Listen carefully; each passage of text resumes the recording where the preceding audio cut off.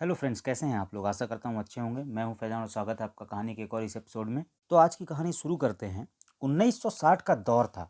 उस वक्त इलाहाबाद हुआ करता था और आमतौर पर लोग तांगे का इस्तेमाल किया करते थे मुसाफिर अपनी अपनी मंजिल पहुंचने के लिए। उन्हीं तांगे वालों में एक था फिरोज। फिरोज तांगे वाला। इलाहाबाद में एक जगह है चकिया। वहाँ उसका घर था छोटा सा, काफ़ी गरीब। फिर उसकी शादी हुई, बच्चे हुए और फिरोज के बड़े बेटे का नाम रखा गया अतीक अहमद। अब फिरोज का सपना ये भी था कि उसके सभी बेटे पढ़ाई लिखाई करें, आमतौर पर जो हर पिता का होता है। पर ऐसा हो नहीं पाता। 10th क्लास में बोर्ड के एग्ज़ाम में वो फेल हो गया। जब फेल हो गया तो घर में डांट भी पड़ी, मार भी पड़ी। लेकिन इस दौरान में उसकी संगति कुछ बुरे लोगों से भी हो गई।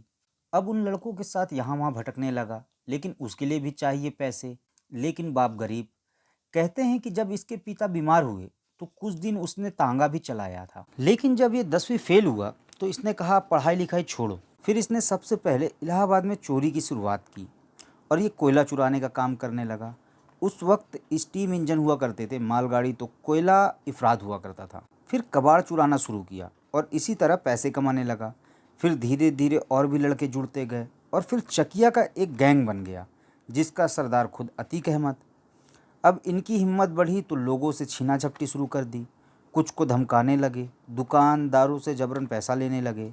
कई दुकान ने कंप्लेन की पुलिस को, लेकिन उस वक्त पुलिस का ध्यान अतीक पर गया ही नहीं। दरअसल उस वक्त एक और शख्स था जो आतंक बना हुआ था पुलिस के लिए।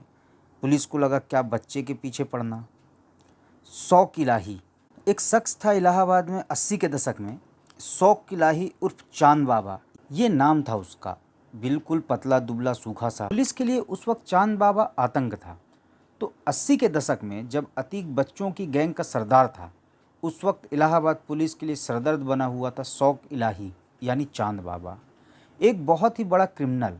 वहाँ जितने भी ठेके होते, सरकारी ठेके, रेलवे के, कोयले के, खान के, वो सारे लोगों को डरा धमका के ले लेता। लोगों को लूटता, किडनैप करता, उनसे पैसे वसूलता। वो बम बनाने में भी माहिर था। कहते हैं ना सिर्फ बम बनाता बल्कि फेंकने में भी। तो उसका एक नाम बमबाज भी हुआ करता था। जिस मोहल्ले में वो रहता था वो बिल्कुल फिल्मों की तरह था कि पुलिस भी वहाँ जाने से डरती थी कि चांद बाबा के इलाके में नहीं जाएंगे, पुलिस वालों को पीट देता था। और ये दहशत इसलिए बनी, एक बार चांद बाबा का आदमी पुलिस के हत्थे चढ़ गया। उसको पकड़कर थाने ले गए। चांद बाबा को पता चला। चांद बाबा अपने लोगों के साथ बंदूक, गोली, बम लेकर थाने पहुंच गया। चारों तरफ से थाने को घेर लिया, बम फेंके और अपने आदमी को छुड़ा कर ले गया। इसके बाद से पुलिस और डरने लगी। अब इधर चांद बाबा के आतंक से पुलिस त्रस्त और दूसरी तरफ एक और आतंक तैयार हो रहा है, अतीक अहमद। अब अतीक धीरे धीरे और गुंडागर्दी करने लगा। फिर 85 के आसपास इलाहाबाद में एक मर्डर होता है। उस मर्डर में 6-7 लड़कों का नाम आता है। पहली बार अतीक अहमद का नाम दर्ज होता है उस मर्डर में। अभी तक छीना झपटी, चोरी ये छोटी छोटी चीज़ें थी। पकड़ा भी जाता, पुलिस छोड़ भी देती। लेकिन पहली बार 302 का मामला था, कत्ल का, उसमें नामजद। अब पुलिस अतीक को ढूंढने लगी। तब अतीक अहमद को किसी ने सलाह दिया कि चांद बाबा के पास जाओ, उससे पुलिस भी डरती है, वो तुमको बचाएगा। अब अतीक चांद बाबा के पास पहुंचा। उसने सब कुछ बताया। अब एक गैंगस्टर को अपनी गैंग बढ़ाने के लिए ऐसे ही लोगों की ज़रूरत होती है। तो चांद बाबा ने उसके सर पर हाथ रख दिया।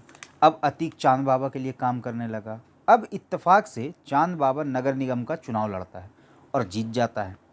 तब अतीक देखता है कि वो जीत गया है और अब पुलिस वाले भी उसके आगे पीछे घूम रहे हैं। तब अतीक अहमद के दिमाग में पहली बार आता है कि नेता बनना चाहिए, इससे ताकत भी रहती है और पुलिस भी साथ रहती है। उसने उसी दिन चांद बाबा से कहा कि मुझे भी पॉलिटिक्स में जाना है, मुझे भी चुनाव लड़ना है। उम्र छोटी थी, उतना ही चांद बाबा का कद बड़ा था। उसने उसे फटकार लगाते हुए कहा कि तू नेता बनेगा, तू मेरी बराबरी करेगा।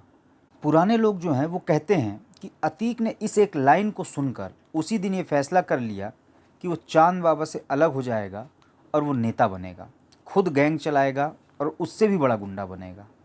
अब वो चांद बाबा के गैंग से अलग हो गया। अब अलग होने के बाद चांद बाबा के गैंग और चकिया गैंग जो अतीक अहमद का गैंग था, दोनों में आपस में लड़ाई शुरू हो गई। अब इस लड़ाई में दोनों तरफ से खूब गोली चली, खूब बम चले। अब इधर ये बात पुलिस को पता चली कि एक अतीक करके लड़का है, उसने गैंग बनाया है और वो शहर के सबसे बड़े गैंग से लड़ रहा है। अब ये तो हमेशा से चला आ रहा है, दुश्मन का दुश्मन दोस्त। पुलिस ने कहा कि चांद बाबा का आतंक बहुत है और इसे ख़त्म करने के लिए अतीक का सहारा लेते हैं, और अतीक इतना बड़ा नाम और गुंडा है नहीं, इसे बाद में देख लेंगे। अब चांद बाबा गैंग को कमज़ोर करने के लिए पुलिस ने अतीक का सहारा लेना शुरू किया, वैसे ही जैसे शुरू से ही होता आ रहा है। अंडरवर्ल्ड में भी राजन और दाऊद का हुआ। जब ये दोनों अलग हुए तो छोटा राजन ने टी कंपनी के सारे इनपुट देना शुरू कर दिया। हर जगह हर राइवल गैंग में ऐसा होता है। मुंबई में जो इनकाउंटर होते हैं वो अलग अलग गैंग कराते हैं। तो यहाँ पर पुलिस सह दे रही थी चांद बाबा के खात्मे के लिए। धीरे धीरे काम होता जा रहा है, चांद बाबा का गैंग कमज़ोर पड़ता जा रहा है।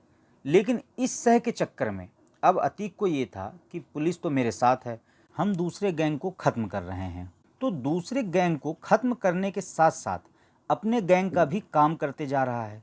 लोगों को लूटना, ज़मीन कब्जाना, मारना, पीटना वो बेलगाम हो गया, क्योंकि उसे लगा पुलिस मेरे साथ है।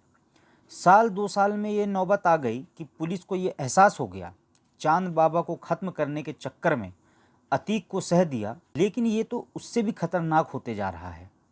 अब क्या किया जाए। इस दौरान में एक नए अफसर आए, वो बड़े सख्त थे। जब वो आए तो उन्होंने पूरी फाइल खंगालनी शुरू की, तो देखा कि यहाँ की पुलिस ने चांद बाबा को कमज़ोर करने के लिए दूसरे गुंडे का सहारा लिया। अब वो नेक और ईमानदार अफसर, उसे बहुत बुरा लगा। उसने अपनी टीम लगाई और एक दिन अतीक अहमद को उठा लिया। अतीक अहमद को उठाने के बाद किसी गुप्त जगह में ले जाकर उसकी पूछताछ हो रही थी, लेकिन अभी तक कागजी कार्रवाई नहीं हुई थी। इस दौरान में अतीक को उठाने की खबर पूरे शहर में फैल गई थी। घर वालों को लगा कि अतीक का काम कर दिया। लेकिन तब उस ज़माने में एक सांसद हुआ करते थे इलाहाबाद में। ये वो दौर था कि जितने भी ताकतवर गुंडे हुआ करते थे, नेताओं को उनका संरक्षण मिलता था। नेता उनको अपने वोट के लिए, काम के लिए इस्तेमाल करते थे। और तब तक अतीक कई नेताओं के संपर्क में आ गया था, और ये जो सांसद साहब थे उनके भी संपर्क में था। तो खबर चारों तरफ फैल गई थी कि अतीक को उठा लिया गया है। कुछ लोगों को लगा कि इनकाउंटर हो गया है। बात एमपी तक गई। उस वक्त यूपी में कांग्रेस की सरकार थी और वीर बहादुर सिंह मुख्यमंत्री थे, और दिल्ली में भी कांग्रेस की सरकार, राजीव गांधी प्रधानमंत्री। तो उस इलाहाबाद के सांसद ने सीधा दिल्ली फ़ोन किया, राजीव गांधी से बात की, और फिर पीएमओ से लखनऊ फ़ोन आया और लखनऊ से इलाहाबाद फ़ोन आया। इसके बाद अतीक अचानक सामने आया, छूट चुका था। अब वो बाहर आया। पहले चांद बाबा का हाथ उसके ऊपर था, उसके बाद एक सांसद का हाथ। उसने पावर भी देख लिया कि कैसे दिल्ली से फ़ोन आता है, और वो छूट गया।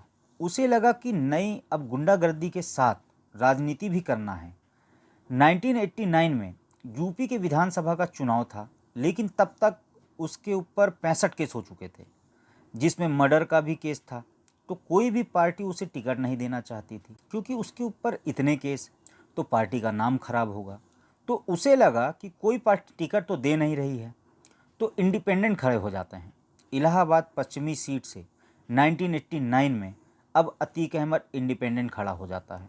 लेकिन यही एक कहानी और शुरू हो जाती है। जब वो पर्चा भर देता है, तब पता चला कि उसके पुराने गुरु और सबसे बड़ा दुश्मन चांद बाबा ने भी पर्चा भर दिया है।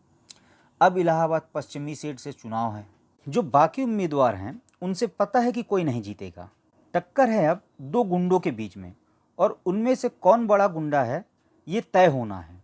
जो चुनाव जीता मतलब सबसे बड़ा गुंडा है। पुलिस को, बाकी लोगों को भी लगा इस चुनाव में बड़ा खून खराबा होगा। बड़ी भारी पुलिस फोर्स के बीच में पोलिंग हुई, फिर भी गैंगवार हुआ। अब उस ज़माने में 3-3, 4-4 दिन में रिजल्ट आया करता था।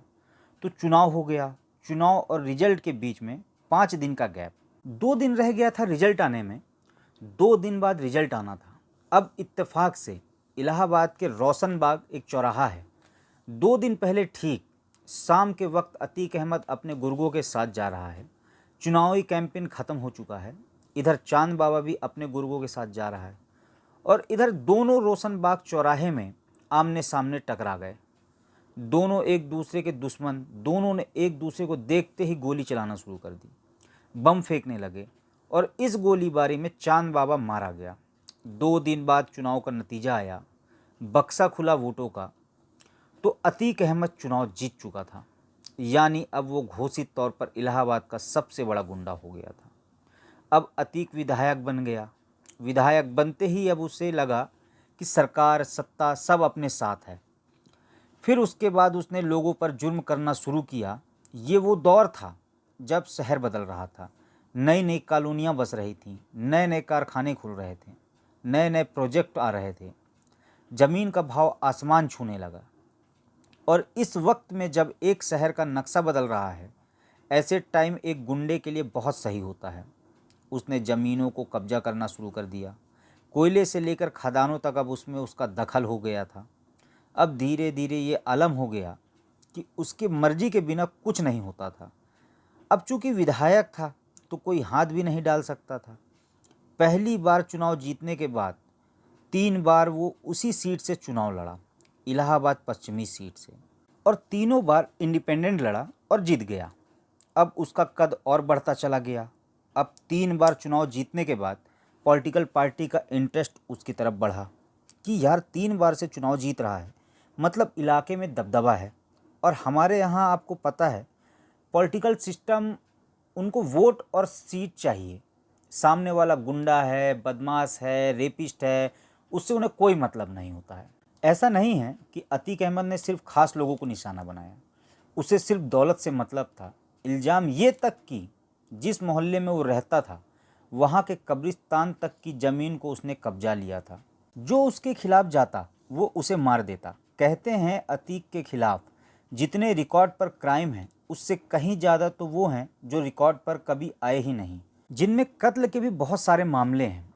तो जब वो 3 बार चुनाव जीता तो पॉलिटिकल पार्टी का इंटरेस्ट उसके लिए जागा। और समाजवादी पार्टी, कहते हैं मुलायम सिंह यादव से उसकी नज़दीकी थी, उन्होंने उसको टिकट दिया और पहली बार वो सापा के टिकट से चुनाव लड़ता है और जीतता है। फिर एक बार उसने अपना दल के टिकट से चुनाव जीता, 5 बार जीत गया। लेकिन उसे 5 बार चुनाव जीतने के बाद लगा कि मैं चांद बाबा जैसे लोकल गुंडा नहीं हूँ, मैं इलाहाबाद और चकिया तक सीमित नहीं रहना चाहता हूँ, इलाहाबाद से बाहर निकलना है। फिर उसकी नज़र दिल्ली पर थी, लोकसभा पर थी। इत्तेफाक से 2004 में उसे ये मौका मिल गया। 2004 में मुलायम सिंह यादव ने फूलपुर लोकसभा से उसे टिकट दे दिया। फूलपुर से वो चुनाव लड़ता है, न सिर्फ चुनाव लड़ता है बल्कि जीत जाता है। 24 जून 2004 शाम को 5:44 का वक्त, इलाहाबाद के चकिया से निकला हुआ गुंडा, जिसके ऊपर कत्ल के अनगिनत मामले और अब तक तो उसके ऊपर 80 के करीब, 80 से ऊपर हो चुके थे, फूलपुर लोकसभा से चुनाव जीतकर दिल्ली पहुंचता है।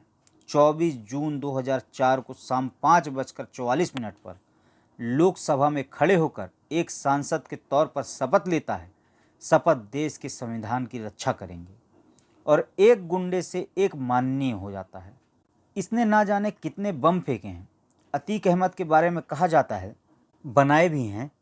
2008 में जब ये सांसद था, चौथा साल था, तब ये जेल में था। बहुत सारे मामले थे और जेल में इसलिए भी था कि राजू पाल मर्डर केस हुआ, जिसकी मैं कहानी सुना चुका हूँ। तब ये भागा हुआ था, फिर इसे दिल्ली से गिरफ्तार किया गया। जब ये सांसद था फिर इसे यूपी पुलिस के हवाले किया गया। इसके बाद ये जेल में बंद, और ये अभी भी एमपी है। 2008 में दिल्ली में एक हलचल होती है। दिल्ली में हुआ ये कि न्यूक्लियर डील पर एक साइन होना था, शायद अमेरिका के साथ। उसको लेकर अपोजिशन विपक्षी पार्टियां उस पर ऑब्जेक्शन उठा रही थी। मामला बड़ा तूल पकड़ रहा था। तो दिल्ली में ये हुआ, लोकसभा में सरगर्मी चल रही है, फिर हुआ कि वोटिंग होगी कि न्यूक्लियर डील हो या ना हो। अब उस वोटिंग के लिए एक एक वोट बड़ा कीमती था, और उस वक्त अतीक अहमद समाजवादी पार्टी का सांसद, लेकिन जेल में। कांग्रेस ने मुलायम सिंह से मदद मांगी। मुलायम सिंह ने अपने 12 शायद एमपी थे उस वक्त, उनसे कहा आप दिल्ली जाओ और न्यूक्लियर डील पर वोट करो। अतीक को इसके लिए जमानत मिली। वो जेल से बाहर आता है और दिल्ली आता है। और उस वक्त का भी एक वीडियो है कि जब वो जेल से बाहर आता है तो मीडिया उससे बात करती है। उस वीडियो को देखकर हंसी आती है और लगता है कि कैसा कैसा मजाक हो रहा है हम लोगों के साथ। एक गुंडा जो खुद बम फेंक चुका है, देसी बम, उससे आगे का उसे पता भी नहीं होगा, वो न्यूक्लियर डील पर और न्यूक्लियर बम पर, न्यूक्लियर चीज़ों पर बात कर रहा था। सोचिए, जो देसी बम फेंकने वाला एक शख्स लोकसभा में जा रहा है और अब न्यूक्लियर की बात कर रहा है। तो खैर, वो बाकायदा आया दिल्ली, लेकिन उसने मुलायम सिंह की पार्टी में रहते हुए मुलायम सिंह के आदेश जारी करने के बावजूद न्यूक्लियर डील के सपोर्ट में वोट नहीं किया, बल्कि अगेंस्ट में किया, यानी मुलायम सिंह के भी खिलाफ और कांग्रेस के भी खिलाफ। और इस वजह से मुलायम सिंह ने उसे पार्टी से निकाल दिया। वापस वो जेल पहुंच गया। जेल पहुंचने के बाद वो 2012 में भी चुनाव लड़ा, लेकिन हार गया। इसके बाद उसने जितने भी चुनाव लड़े वो सारे हार गया, कभी जीता नहीं। 2016 में दिसंबर का महीना था। एक इलाहाबाद में कॉलेज है, उस कॉलेज में एग्ज़ाम का टाइम था और कॉलेज ने एक लड़के को सस्पेंड कर रखा था।